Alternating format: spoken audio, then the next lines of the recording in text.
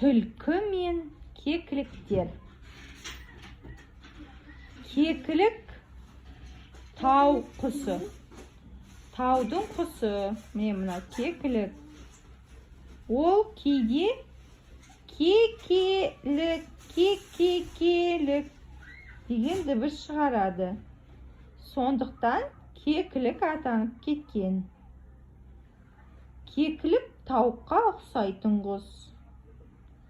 Бірақ тауықтан кішірек болады. Ол төмен ұшады және жақын арақашықтыққа ұшады.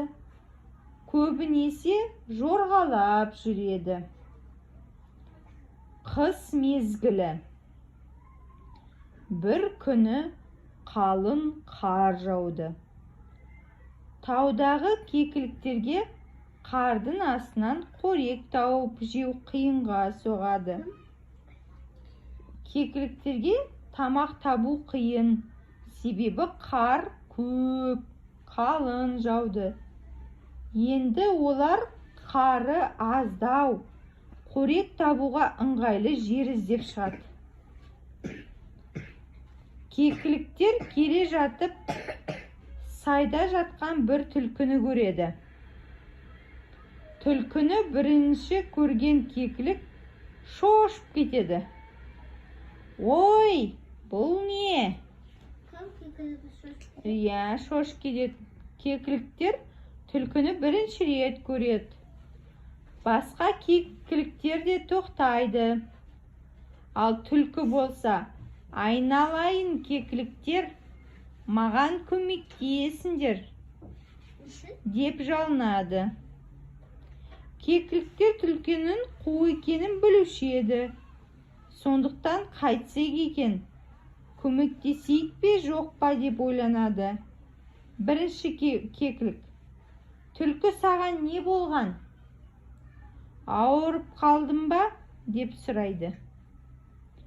Ой, кекілік жан, не болғанын айтып берейін бе? Дейді түлкі. Өзі біртіндеп кекіліктерге жақындай бастайды. Айтып бер, дейді кекілік. Мен кеше қасқырдың үйінде қонақта болдым. Қасқыр ыстық тамақ берді. Ыстық тамақтан тілім күйіп қалды, деп түлкі жылап жібереді. Кекіліктер түлкінің жылағанын көріп аяп кетеді. Ей, бейшарай, саған қалай көмектессек екен? Не істейік деп сұрайды. Мен аузымды ашып тұрайын, сендер күйіп қалған тіліме суық су құйындаршы, дейді түлкі. Кекіліктер түлкінің айтқанын істейді. Қасында ағып жатқан өзеннен кезекпен су тасып, аузын ашып жатқан түлкінің тіліне су құяды. Түлкі рахаттанғандай болады. Міне, су құйып жатыр, көрдіңдер ме? Кекіліктер бірінен соң бірі түлкінің аузына су құяды. Енді жақсы болып келе жатыр. Тілімнің ауырғаны басылайын деді. Ой, қандай жақсы болды, дейді. Содан кейін кекіліктер түк сезбей су таси береді. Ал аузын ашып жатқан түлкі жақындап келген бір кекілікті ап деп жұта салады. Мына тағы бір кекілікті, 4 кекіліктің болды ғой. Енді 3 кекілік қалды. Бір кекілікті жеп қояды түлкі. Қалғандары оны байқамайды. Бірінен соң бірі түлкіге су тасиды. Түлкіге де керегі сол. Ол кекіліктерді біртіндеп жұта береді. Өйткені оның досын жеп қойды. Солайынан түлкі кекіліктерді жей береді. Біраздан кейін кекіліктер өздерінің азайып қалғандарын байқайды. Мына жерде шу ғана қалды, я? Оны алдын көп кекіліктер болған. Кекілік көп болған. Оны түлкі жеп отырған. Олар бірінен соң бірі су тасимыз деп кекіліктердің азайғанын байқамай қалған. Біраздан кейін кекіліктер өздерінің азайып қалғандарын байқайды. Қалғандарымыз қайда деп таң қалады олар. Арасындағы ең кішкентай кекілік: ой, түлкі бізді алдады деп айғайлайды.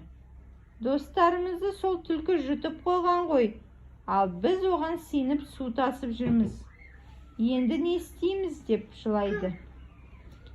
Ең кішкентай кекілік түлкінің алдағанын айтады. Жылама, достарымызды құтқарамыз дейді қасындағы кекілік. Қалай? Деп сұрайды. Ол қалай құтқарады? Ешқалай құтқара алмайды. Оны түлкі жеп қойды, алдап кетті, иә? Балақай, аңғал кекіліктер қу түлкі жұтып қойған достарын қалай құтқарады деп ойлайсың? Осы ертегінің сонын өзін құрастыра аласың ба? Ата-әжеңнен, әке-анаңнан көмек сұрауға болады дейді. Сендер қалай ойлайсыңдар? Мына кекіліктерді қалай құтқаруға болады енді?